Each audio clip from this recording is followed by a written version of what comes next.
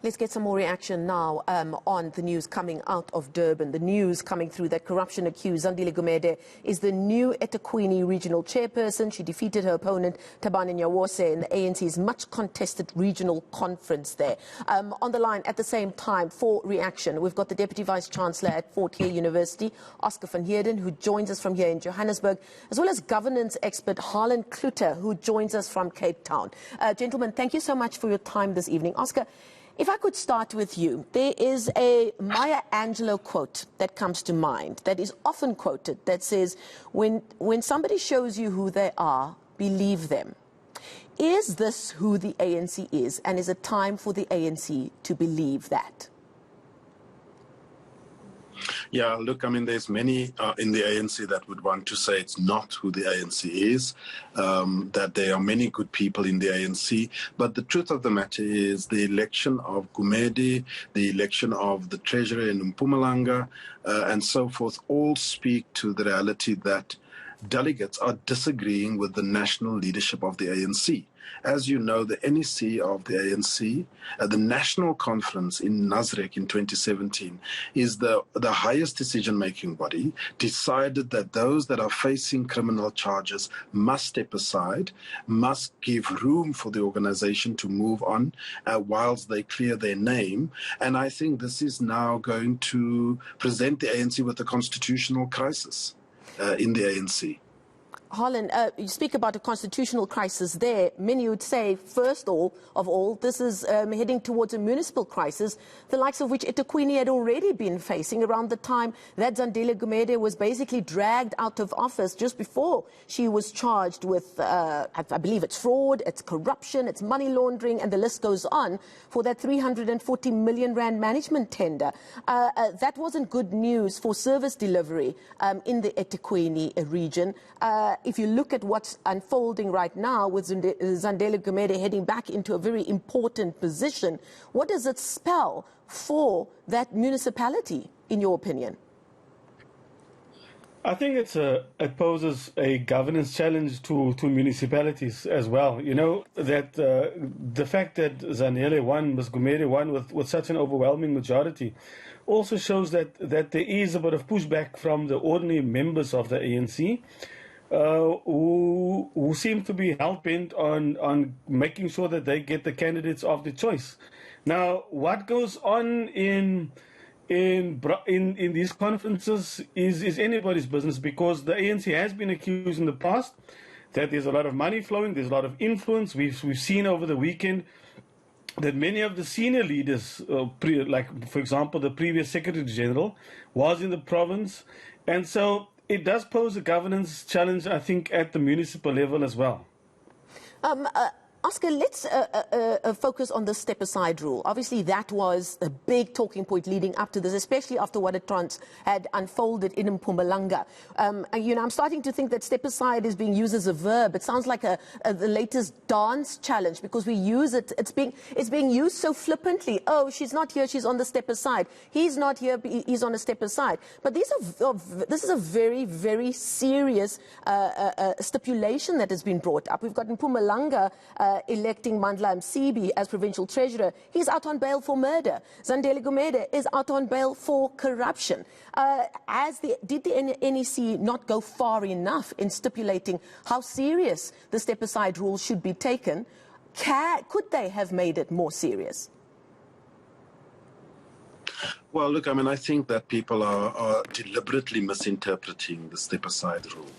And I see some of those that have unfortunately lost in eThekwini when interviewed, tiptoeing around the issue and so on and so forth. The president himself, Ramaphosa in Mpumalanga, also tiptoeing around the election of the treasurer there, who, as you say, was facing criminal charges. I think that the ANC needs to the leadership needs to begin to put their foot down, because the reality is, the way we understand the step-aside rule is precisely that. Logic dictates that if you are needing to step aside because you are facing certain charges, you are already appearing in court and so forth, it is logical that you cannot then stand and contest for leadership positions within the ANC subsequent to that. this notion that it doesn't actually, it doesn't, that you don't have permission to stand. You can actually avail yourself. I think that is a gross misrepresentation, a misinterpretation of the rules. And I think that when the NEC meets, this is why I'm saying there's going to be a constitutional crisis in the ANC, because it's about who actually has the final say. Is it the NEC, who is the main and most powerful decision-making structure between conferences, or is it indeed branches in regions and in provinces that can overturn those decisions? And I think that Ramaphosa and his team is going to have their work cut out for them to decide on how to move forward with regards to the election of candidates, ANC members, that were supposed to step aside. Harlan, how much more serious should the ANC, in your opinion, be making the step-aside rule? I mean, the president in Mpumalanga, I think he went off script trying to bring across how serious this step-aside resolution is. And yet again, it was ignored. There was no real serious repercussions for Mpumalanga electing Mandla MCB anyway. From a governance point of view, we heard in the lead-up to this, Zandile Gumede's supporters saying, we don't really care about these corruption charges. We just care about what a good leader Zandile Gumede is. Is there a lack of understanding of what good leadership and governance is and what impact that has on ordinary South Africans' day-to-day existence in our municipalities? I think leadership has got a lot to do about patronage as well. And I think Oscar is right. We must draw a line in the sand. You must say step aside means that you cannot avail yourselves for a position. Because the minute you say step aside, I can't attend, but then I could still avail myself for leadership position, it just defeats the entire process. So step aside should mean just what it says. If you are accused, step aside, and if the courts find you innocent, then you can almost come back into the organization. But there are certain leaders in the ANC that's very good at playing victim. And so this victim mentality has worked in the past. If you look at when Jacob Zuma was asked to step aside, it increased his popularity. So it's almost as if that contradiction, once you are asked to step aside, you can come up with all kind of political conspiracies to say, it's that faction, and ignore the facts, and play yourself out as this victim, which it seems increases your popularity. The more corrupt you are, or the more, if you're accused, it's almost like it's a status, because that certainly shows with the election of candidates that have been accused. So for me, it must be draw a line in the sand. Step aside means exactly that. You cannot avail yourself for provincial or national positions. Oscar, I'm so glad Harlan brought up the word patronage, because I do think it is a word that we don't hear enough, and yet it is a golden thread through so much of our political and criminal, to a certain extent, developments that we've seen over the last few years. Are we honest enough about how serious the role of patronage is in our governance, not just now in eThekwini, but across the country? I think that we've ignored the fact for a long time. We've wanted to not believe that money play a role within politics, within political parties and so forth. But the reality is that it does. Unfortunately, money is what buys votes and so forth. And unfortunately, Dikgang Moseneke, the former Deputy Chief Justice, used to say to the ANC, please don't involve the courts. We don't want lawfare where you come and settle your political scores in the courtroom. But the reality is that, whether Zandile Gumede bought votes, whether she influenced the delegates to vote in a particular way. The fact of the matter is she's still facing criminal charges, and the NPA, the prosecutorial authorities, need to prosecute and make sure that she sees and have a day in court. And justice must prevail. Of course, as Harlan says, if she's found innocent, if she's found not guilty, then she must continue having public office and her political career and so forth. But if she is indeed found guilty and sentenced to go to prison, it will have serious repercussions for the governing party. And I think this is what the NEC is going to be preoccupied with when discussing the enforcement of the step-aside rule. And Harlan, when our leaders are preoccupied, as they have been for so long, by inner battles, factions, and court case after court case after court case, who are the people that suffer but South Africans who are already not getting the services that are due to them? Surely that's going to get even worse now, whether or not we're heading ever closer to an election or not. If you look at the last local government elections, the electorate voted with their feet. Either they stay away or the ANC loses support. So if the ANC keeps sending out this double message to society, the voters will increasingly either desert it and find a party that could express their will, or we must be satisfied. I think at the local government elections, even there's a real chance that even if you look at the national and provincial elections coming up in 2 years' time, that we may end up with coalitions. And so you can have this. I think in the ANC is caught in this win-lose, lose-win. And how to bring these two factions together is proving to be increasingly difficult. And so the president or the NEC must put their foot down and says exactly what it means. Step aside means step aside. If you don't do that, the voters will continue to punish the ANC at the polls. Oscar, does the president have it in him to put his foot down and for that foot to be taken seriously? Well, this is much larger, than the president. Unfortunately, the authority of the National Executive Committee is being challenged. As I indicated before, it is the highest decision-making structure of the ANC in between elective conferences, and nothing can supersede it, except a national elective conference. And the NEC has spoken on this issue. It has taken the matter so serious that even the Secretary General of the ANC had to step aside. Now we have a situation where in provinces, in certain regions, this is being openly, blatantly violated. And so it's going to boil down to who actually is in charge of the ANC. Yeah. And I think that is the question that the NEC has to answer. And I agree with Harlan. A line must be drawn in the sand. Otherwise, it's a free-for-all. And that would be an even bigger disaster. But how does this then play out? If the NEC is being ignored, Oscar, how does this play out? Does the trust structure of the ANC then change? Or do the people who are not listening to the ANC get booted out? How does this play out, in your opinion? Well, what needs to happen, in my opinion, is that the NEC needs to grow a backbone and needs to begin to expel people. There's been many examples of this where there's internal revolt in the ANC over many, many decades, and the ANC acts decisively.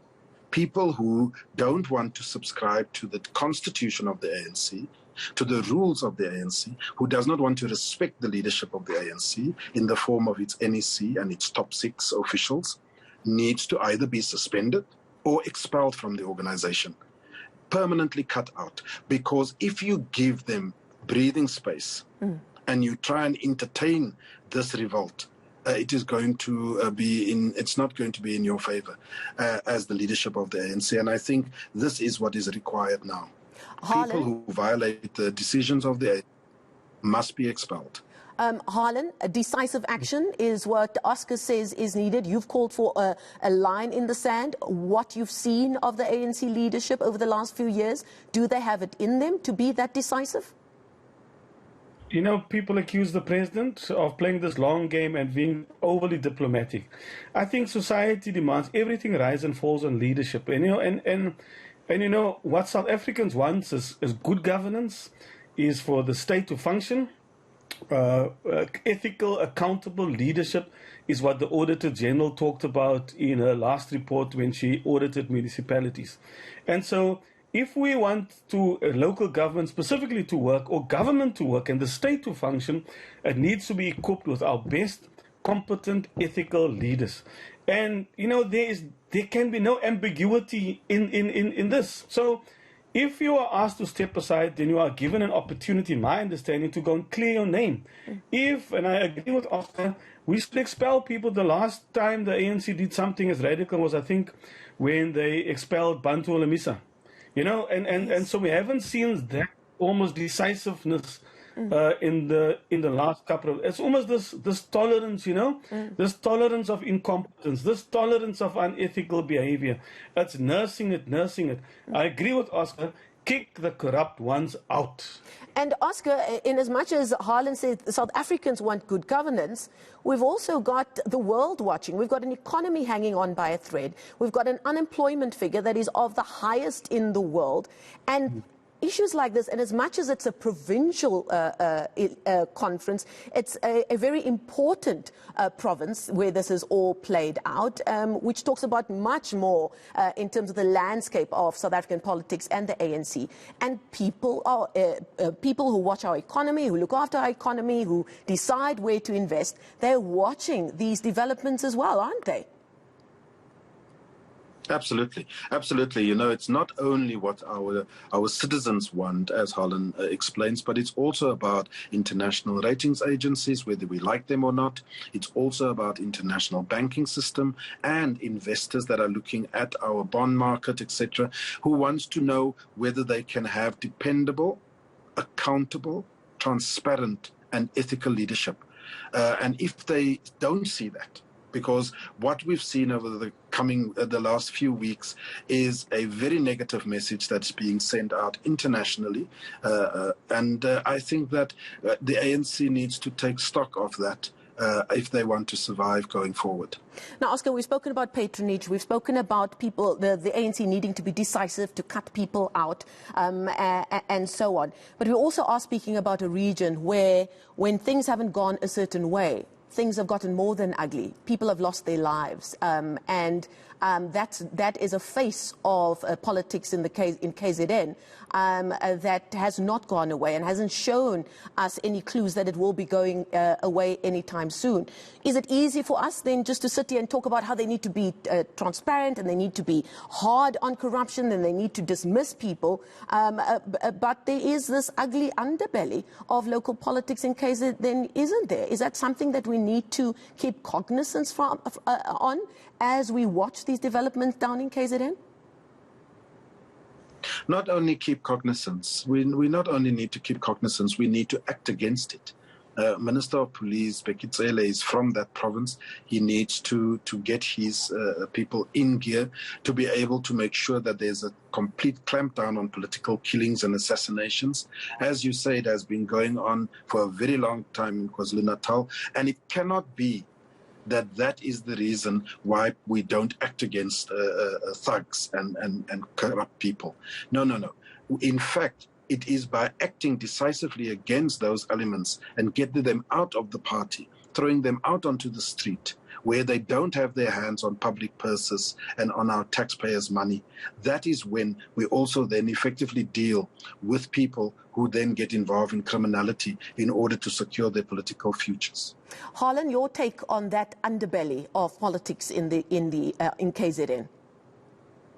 I think former Secretary General Kgalema Motlanthe talked about being members of members. So you can be a member of a member, you know, and so we need to get rid of that, you know. Also, the will. The stakes in local government and politics are so high. The salaries are so high. You know, some would disagree with me, but the stakes are so high. You know, you can be a grade 3 and become a municipal council, and that immediately, you know, sets you up.